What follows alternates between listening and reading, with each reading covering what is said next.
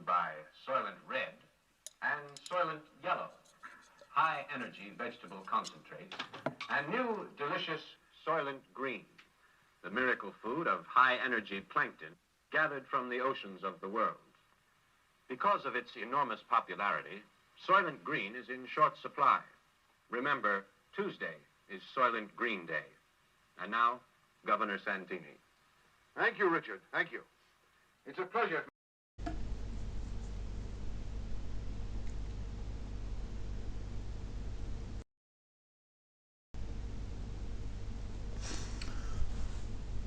Apparently, there's a small group of conspiracy theorists who believe that the Letby case isn't real. It's a government psyop. I'm actually starting to move into that camp, I think, because the more information that comes out, the more unbelievable the case is. Let's just put things into context here. The Southport stabbings. This Axel Rudakabana, he killed 3 children and injured 10 others, 6 to 9-year-old girls. He got to this dance workshop by taxi. What no one's talking about is that he didn't pay the taxi fare. Went on a stabbing spree, and he gets sentenced to a minimum of 52 years. So he got a life imprisonment, and I think he was actually tried. He was tried as an adult, and so what the government are saying, what the British justice system is saying, is that a lot worse than that, I mean you could say infinitely worse than that, is a whole life sentence, because a whole life sentence, you're never getting out. You are never getting out. You're not never going to have a free, even a single free day. So multiple times worse than that, worse than stabbing 13 children, 6 to 9-year-old girls, killing 3. Worse than that is this sick case of Baby L. So just remember, Letby wasn't given a total of a whole life sentence. For each case, she was given a whole life sentence. So this is worse than the stabbing. So Baby L. Let's just go through this. I love the case of Baby L because it's so obscure. It's my favourite because no one talks about it. I like the ones that no one talks about. So Baby L is one of the insulin cases, one of the very few. I think there were only 3 unanimous jury votes. So unanimously the jury said she definitely 100% beyond reasonable doubt done this. So on the 8th of April, the mother gave birth to Baby L. Lucy Letby was on the day shift, and she was the designated nurse for the baby on the 8th of April. Okay. Incidentally, Lucy had been working, she was doing 4 long day shifts, starting on the 6th, 7th, 8th and 9th, ending on the 9th. Okay. And as with quite a lot of these cases, Nurse Letby was doing overtime, so taking Sunday the 9th as overtime. Again, if she hadn't agreed to do that overtime, would she be looking at this life sentence worse than stabbing all the Taylor Swift kiddies? So Letby was the designated nurse for this baby. Okay. So what we're looking at here is we've got the judge's full summing up. So this is more information than I've seen before. And like I say, the more you will see, you're really in for a treat here. Okay. So the infusion from the first bag of 10% dextrose continued on until the following day, Saturday the 9th of April. Another bag may have been put up at midday, and a new one with a stronger concentration of dextrose, 12.5%, was put up at 4:30 p.m. on the 9th of April. A further bag with a concentration of 15% dextrose was put up in the middle of the night on the 10th of April. So Letby's no longer on shift here. And yet another one was put on in the middle of the night on the 11th of April, 15% bag. And so the prosecution was saying that this crime happened from the 9th to the very end of Letby's shift to to the 11th of April, 3 o'clock on the 11th of April. Okay.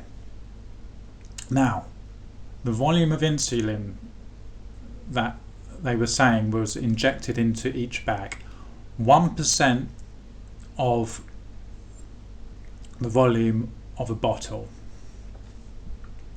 Okay, so they took the criminal sample was taken on the 9th of April, when Letby was on shift in the daytime. But just remember, Letby was looking after the baby on the 8th of April. She was the designated nurse on the 8th of April.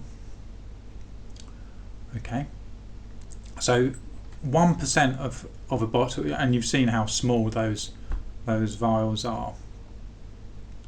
The prosecution is saying that 2, maybe 3 of these bags had insulin added to them. Okay, so now listen to this. The dextrose, the bags of 10% and 50% were kept in the cupboard in nursery 1. So I'm not sure where this cupboard is actually, if it's in view, because they've set, the judge has said it. I need to probably bring up the diagram again of the room, because he said the insulin was kept in the equipment room. So I'm assuming the cupboard is not in the equipment room. Nursery 1, yeah, Anne said insulin was kept. I'll check that out. So you've got these 10% and 50% bags in a cupboard in nursery 1. Okay, now the 10% bags were very commonly used and were non-patient specific. Now, this is where I'm saying it gets really ridiculous, because the 2 types of bags that are in this cupboard are 10% and 50%, and they go on to explain that in order to create a 12.5%, a 15% bag of insulin, sorry, of 10% or 50% dextrose, in order to create a 12% or 15% dextrose bag, what they do is they combine some of the they put some of the 50% into the 10% bag through a port. So even the 12%, 12.5% and the 15% bags are comprised of these non-specific 10% bags. Okay. Now that okay, so the first infusion started at midday on Friday the 8th of April. So that would have been when Letby was the designated carer for that baby.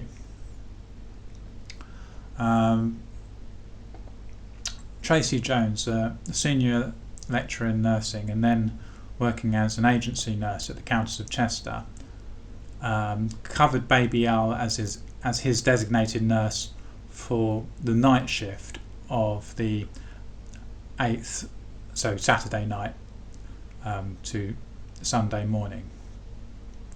No fluid bags were changed during the course of that night shift. Mary Griffith took over from Tracy Jones and was the designated nurse for both babies L and M on the day shift on Saturday the 9th. Now, the defendant, Letby, was also on that shift, coming on to the unit at 7:30 a.m. for handover, and was the nurse responsible for, I think, their two other babies who are in nursery 1. I mean, she's not going to harm the two other babies that she's looking after, because otherwise it would say babies, I don't know, X and Y or whatever. We're assuming these two babies that are under her care, Letby's care, are absolutely fine. So this is the thing that always, whenever they say that Letby was migrating from this room to that room, what they're never mentioning is that she was taking care of other babies that are absolutely fine. Professor Hindmarsh's evidence was that baby L's blood sugar levels on the 8th were so the first day when Letby was looking after the baby were low in some cases, but basically acceptable. But by the first reading at 10 o'clock on the Saturday the 9th, baby L was hypoglycemic. So against the 10 o'clock entry, that is when the hypoglycemic and what the prosecution is saying was the insulin must have been added sometime after midnight, so when Letby's not on shift, and by 9:30 that morning at the latest, so 9:30 the morning of the 9th. So what they're saying is when Letby was the main designated carer of the baby on Saturday all daytime, she wouldn't have poisoned the baby then, but when she came in on shift for Saturday the 9th, in that window of so against the 10 o'clock and by 9:30 that morning, so she's got a 2-hour, so she poisoned the baby in that 2-hour window when she's actually not the designated carer for that baby. and Mary Griffith is looking after the baby. Okay. So they're saying if the insulin had been infused by individual intravenous boluses to result in the blood sugar readings that were obtained, it would have required between 10 and 12 boluses at least, whereas the bags could all have had insulin added to them at the same time. Well, quite why giving a baby between 10 and 12 boluses is somehow, what is he saying, less plausible than a nurse injecting 1% of a bottle into 3 random bags that all happen to go to the same baby when you're on shift for putting one of the bags on but not the other 2. I mean, is that why we're saying that the 10 and 12 bolus is impossible? Obviously, like none of this happened. Okay, so it mentions, by the way, when they're taking a blood reading, Mary Griffith took a blood sample by way of a heel prick. So, by way of a heel prick, I mean, if you were going to poison a baby or something, you would think you might just inject it into the heel, instead of taking because there's going to be needle samples in the heel anyway. But no. Okay. Now, it says here, Mary Griffith was making up the 12.5% dextrose bag for baby L. And as you'll recall, and they actually played a video to the jury, the process about how a 12.5% bag is made up, adding dextrose from a 50% bag to, I assume, to a 10% bag. So Mary Griffith went to help with resuscitation of baby M, and the doctors arrived soon after, and she handed over responsibility for baby L to Belinda Williamson. So another nurse is taking charge of baby L now. The only time that baby L's dextrose bag was changed, said Mary Griffiths, was when the new bag with 12.5% dextrose was put up. Well, where did this 12.5% dextrose bag come from that could have been tampered with? Well, Mary Griffith actually created that bag from a 50% into a 10%. So Mary's created the bag. So that I'm not quite sure where this window of opportunity for spiking these bags has come from. And incidentally, the judge tells the jury about these results in terms of accuracy. The laboratory at the Royal Liverpool was performing very well, not just well, but very well, in relation to required criteria and testing. In short, there is no evidence to doubt the reliability of the tests, you may think. So, where before, I mean, we've heard that there's maybe a 4% error margin, 5%, 4%. I'll tell you what, even 2%. The jury's not even getting that. It's a 0% error margin. Incidentally, the insulin was kept in a locked fridge on the unit in the equipment room. The keys were simply passed between registered nurses and nursery nurses. But Belinda, can I borrow the keys to the insulin cupboard? Yeah, sure. What do you want it for? Oh, nothing. Now, the prosecution's case is that the insulin was added to the bag of dextrose that had been hung at midday on the 8th of April when Letby was on shift. But it was added early on the shift on the 9th, as we've said. So, like I say, not during Letby's shift. Now, incidentally, I like this bit here. Dr. A, isn't that Loverboy, was on duty on the night of the 9th and 10th, so when Letby's off. His notes at midnight behind tile 226 record that during his night review, baby L's blood glucose levels were falling, and he assumed he was called because of the falling levels. Well, I mean, Letby's missed out here because the nurse on the night shift has managed to call Loverboy over and not Letby. I mean, there's no mention of Letby calling Loverboy over. Maybe he's having an affair with quite a few of the nurses.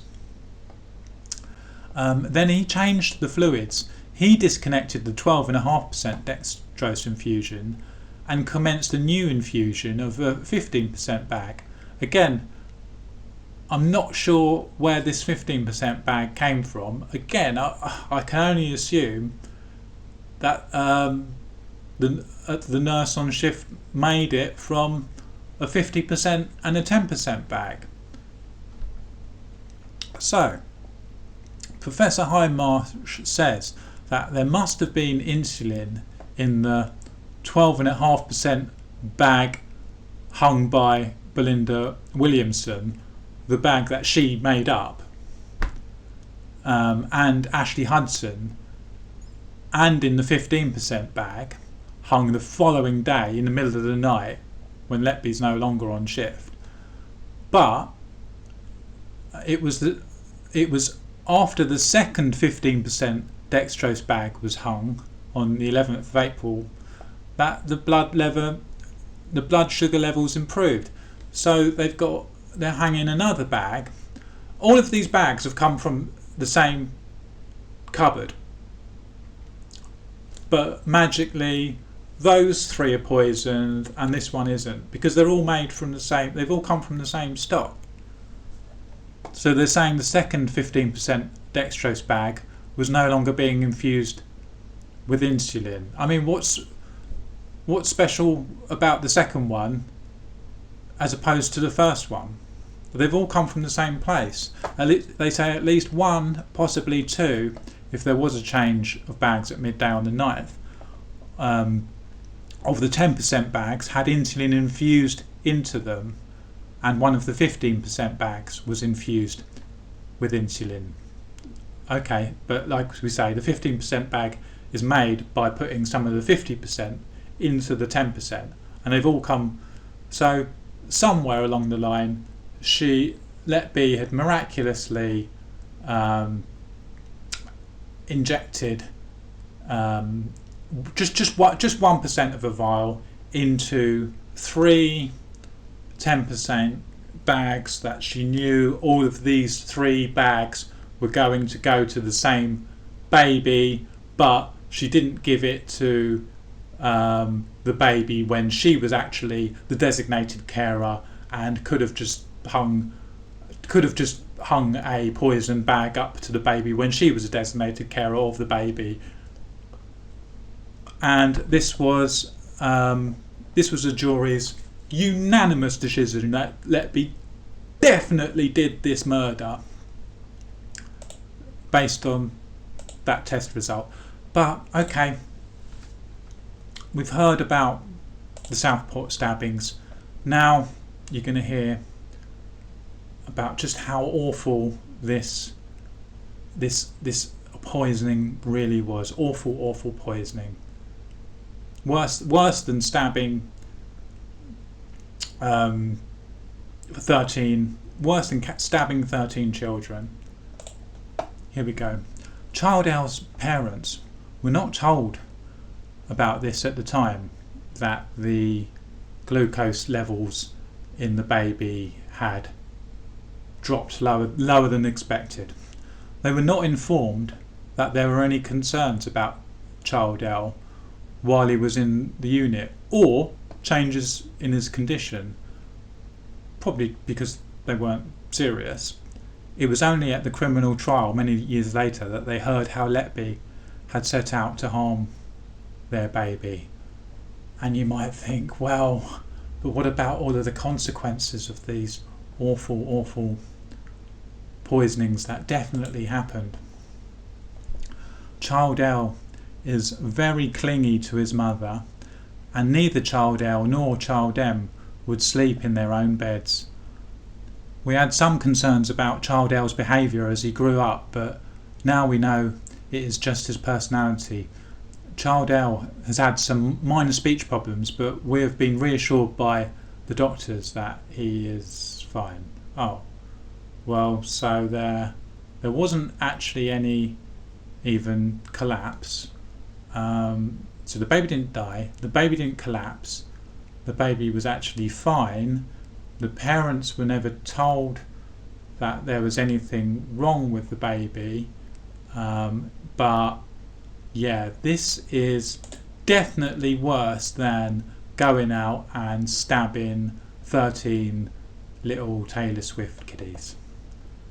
Okay, and this is the British justice system. Definitely worse.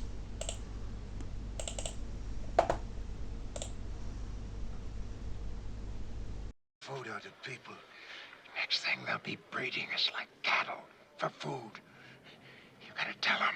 You gotta tell them. Promise, Tiger, I promise. I'll tell the exchange. You tell everybody. Listen to me, Hatcher. You gotta tell them. Silent Green is people. We gotta stop them somehow.